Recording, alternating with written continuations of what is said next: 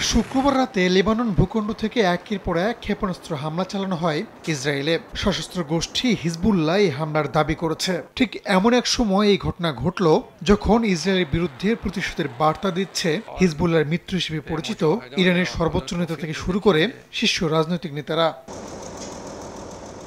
ঘটনার সূত্রপাত চলতি মাসে সিরিয়ায় ইরানের কনসুলেটে ইসরায়েলি হামলার পর। ওই ঘটনায় ইরানের বিপ্লবী গার্ড বাহিনীর কমান্ডার সহ অন্তত ১৩ জন নিহত হন। এরপরই প্রতিশোধের আগুনে জ্বলছে তেহরান। নিহতদের জানা যায় শরিক হয়ে কঠোর প্রতিশোধের হুঁশিয়ারি দেন ইরানের সর্বোচ্চ ধর্মীয় নেতা আয়াতুল্লাহ আল খামেনি। ইরানের একের পর এক হুমকিতে নড়েচড়ে বসেছে ইসরায়েলের মিত্র যুক্তরাষ্ট্র।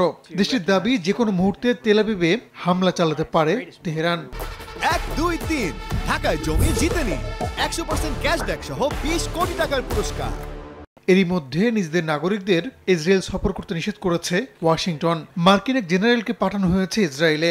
এমনকি মধ্যপ্রাচ্যে মোতায়েন থাকা মার্কিন রণতরী ইসরায়েলের কাছে সরিয়ে নেওয়া হচ্ছে যাতে ইরানের কোনো হামলা প্রতিহত করা যায়। শুক্রবার এক বার্তায় ইরানকে সতর্ক করেছেন মার্কিন প্রেসিডেন্ট জো বাইডেন। বলেছেন তার দেশ ইসরায়েলকে রক্ষায় সবসময় পাশে থাকবে। We are devoted to the defense of Israel. We will support Israel. We will help defend Israel. And Iran will not succeed. এদিকে চলমান উত্তেজনা ও যুদ্ধের সতর্কতা মোকাবেলায় প্রস্তুত তেল আবিব বলে দাবি করেছেন ইসরায়েলের প্রধানমন্ত্রী বিনিয়ামিন নেতানিয়াহু। করণীয় ঠিক করতে নিজের মন্ত্রিসভার সদস্যদের সঙ্গে বৈঠক করেছেন তিনি। ইরান ইসরায়েল দ্বন্দ্বে ওয়াশিংটনকে নাক না গলানোর আহ্বান জানিয়েছে তেহরান। অন্যথায় মধ্যপ্রাচ্যে থাকা মার্কিন সামরিক ঘাঁটিগুলোতেও হামলা চালানোর হুমকি দেওয়া হয়েছে।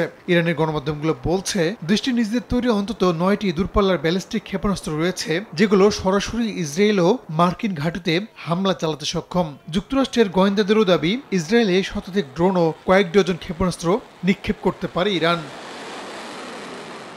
প্রশ্ন উঠছে নিষেধাজ্ঞার মধ্যে থাকা ইরান নিজেই কি সরাসরি প্রতিশোধ নিবে নাকি তাদের মিত্রদের কাজে লাগাবে? বিশ্লেষকরা বলছেন তেহরান সরাসরি যুদ্ধে জড়াবে না। তাদের হয়ে প্রতিশোধ নিতে পারে লেবাননের হিজবুল্লাহ, ফিলিস্তিনের হামাস ও ইয়েমেনের হাউথিরা। তবে এই কাজে প্রয়োজনীয় অস্ত্র ও অর্থ গোষ্ঠীগুলোকে সরবরাহ করবে তেহরান বলেই ধারণা তাদের।